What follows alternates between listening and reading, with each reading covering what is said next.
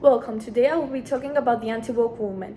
Is it a backlash against progress or a defense of free speech? Imagine this, being in the peak of your career, winning the Cannes Film Festival Award for Best Actress, nominated for the Academy Awards for Best Actress, being congratulated publicly through X by the President of your country, and meeting with the Minister of Culture of Spain, and being situated as an example of diversity and a reference to the trans community, to being left alone by Netflix, kicked out of press conferences for your new movie, and being banned from attending the Goya Awards, all due to the publication of some tweets that you made more than 5 years ago coming to surface.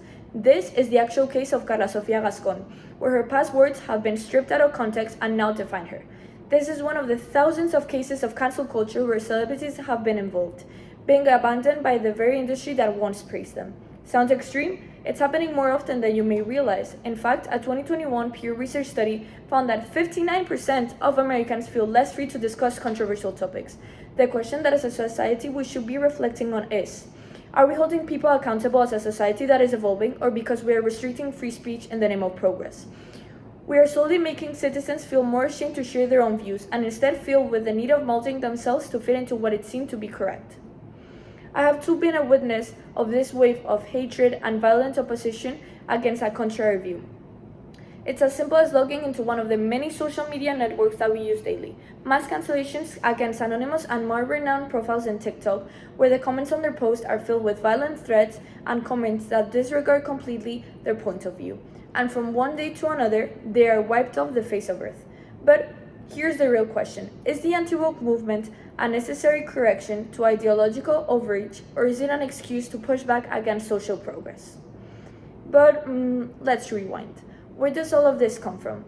The woke movement was born in the early 20th century, first appearing in the African American vernacular English, meaning to be awake or to be aware, and was firstly used in the context of racial injustice. The term has been evolving beyond race to include gender, equality, LGBTQ rights, feminism, and climate activism. The woke movement has become mainstream in social justice conversation and sometimes used as an ace up the sleeve of some political parties. People that are not coined as to be woke are now seen as to be retrograde and not socially acceptable.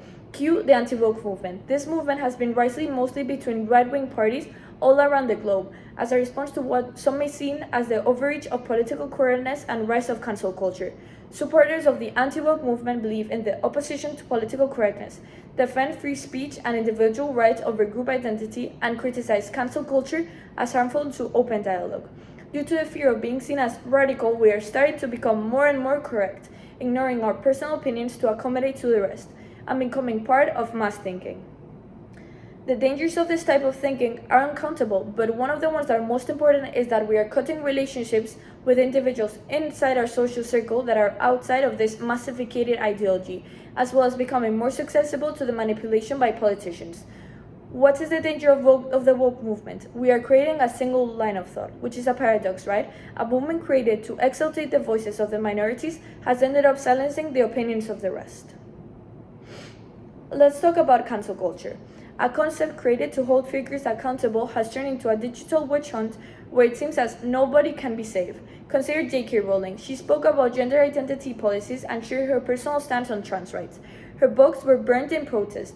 Harry Potter books were removed from bookshelves of some libraries, and she was erased from public discussions after threats being published in social media under the hashtag RIP J.K. Rowling, because her opinion was seen as unethical and transphobic. Interestingly, social media has become an echo chamber to amplify the woke movement, canceling a celebrity with a single click from the commodity of our sofa, which is something that has never been seen before. Was this a necessary action to take, or was an artist silenced without any justification?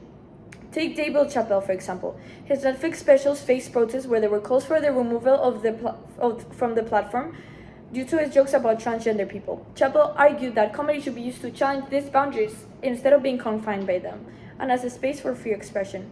Because what will happen if we start to restrict art? This may remind us from past eras from history, where artists were litigated for their controversial pieces and even banned from public spaces. Then we have cancel culture in academia, involving renowned professors with years of experience. In 2023, Judge Stuart Kyle Duncan was invited to Stanford Law School to speak. When he arrived, he encountered students screaming at him and disrupting the speech that he had preferred, just because of his conservative rulings. Our generation is becoming more sensible to having difficult conversations, and we throw baby-like tantrums to people that think differently to us, instead of listening to what they have to say. Due to the woke movement that we have in the 21st century, we are missing the fascinating opportunity of listening to different views, which can help us educate ourselves and meditate individually on our own ideologies in an enriching way.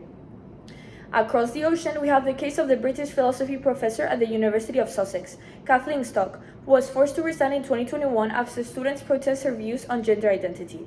She faced death threats, protests, and calls for her dismissal, with students putting up posters saying, "Stock out." Was this a necessary pushback against transphobia, or was an academic silence for their beliefs? We are missing the opportunity of educating someone on their belief and instead breaking apart from them radically. At the end of the day, they won't change their opinions, but instead they will be reinforced after the violent opposition to their views. Social media has become the space where these battles play out, being the boiling point where outrage is magnified. Social media fosters echo chambers of hatred that go against freedom of speech. People interact only with posts that highlight their own views to reinforce their beliefs, while rejecting anything that challenges them. It's as if we went to a library to research for a research paper and only chose those books that validate our position. Social media algorithms prioritize interactions over nuance, making it harder for balanced discussions to take place. People are not receiving the information from the other side of the argument, isolating them inside a bubble. Social media confines the opportunity of fostering debate and instead prioritizes taking a stance than actually understanding the issue, which translates to performative activism.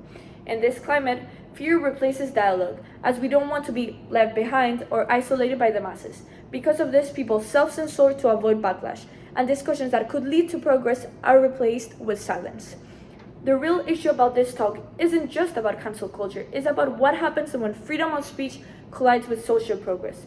Some may believe that woke culture pushes necessary change forward about LGBTQ rights, racial injustice, and feminism, but on the other side of the coin, it may stifle debate.